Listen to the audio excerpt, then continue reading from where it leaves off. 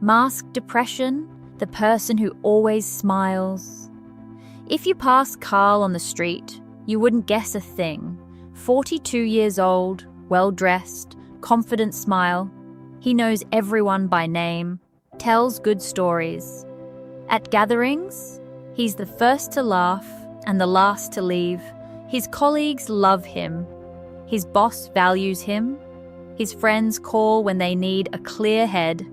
And every evening, after he closes his front door, he sits down on the sofa and cannot get up again. Not from tiredness, from something he cannot name. Masked depression is perhaps the most dangerous form of the condition, precisely because it cannot be seen.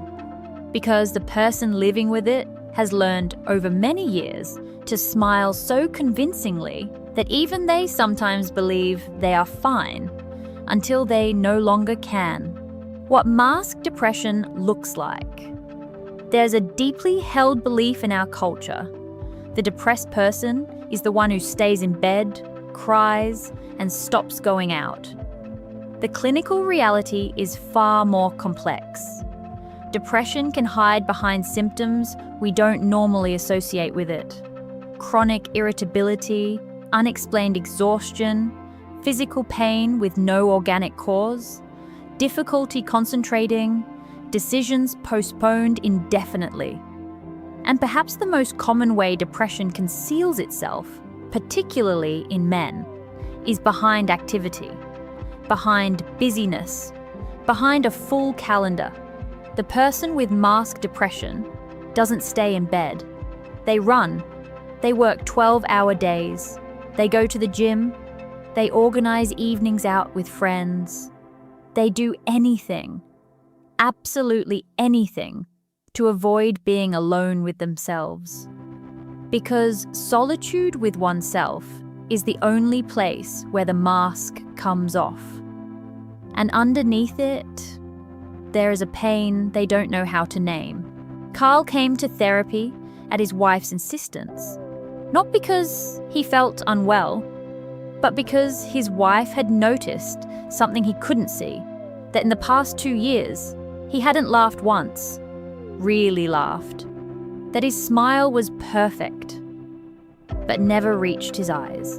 In the first session, he sat upright, arms folded, and said, "Honestly, I don't know what I'm doing here. I function well." His therapist asked, "When did you last feel genuinely present in a moment, not managing it, but actually living it?" Carl was quiet for a long time. Then he said, "I can't remember." This is the essence of masked depression. The person functions. They answer calls, make decisions, solve problems, keep plans, but they are no longer living. They are executing.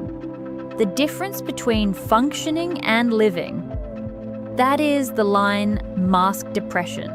Crosses in silence. Why it hides? Why does depression mask itself? Why doesn't the person simply say they are not well? The answers are multiple, and all have deep roots. The first is shame.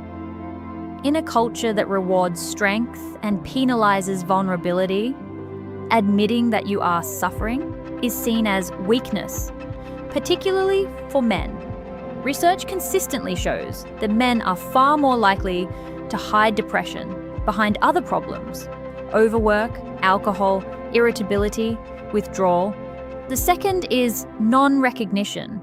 Many people with masked depression don't know they have depression. They don't recognize themselves in the classic description. They aren't visibly sad. They aren't crying. They are simply empty, exhausted, slightly irritable, unable to feel joy. The third is fear.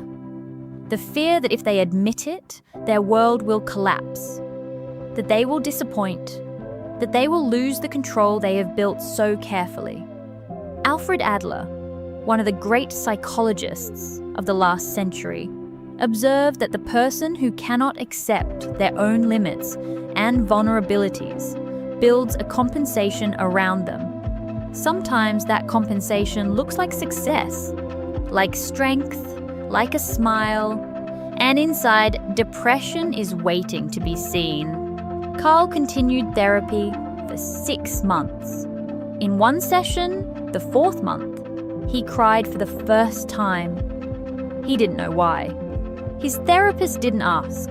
She simply said, "Welcome." That evening at home, his wife saw him sitting at the table, looking out of the window. She asked if he was all right. He said, "I don't know, but I feel something." And that's better than nothing. Masked depression is not a sign that you are weak. It is sometimes the sign that you have carried too much for too long alone without ever allowing yourself to fall. If you recognize yourself in Carl, or if someone you love smiles too much and feels too little, like this video and help someone else find it. Subscribe to the channel. Every week we talk about things that genuinely matter, about you and the people around you. Tell us in the comments, have you ever known the difference between functioning and truly living? We're here. See you in episode 3.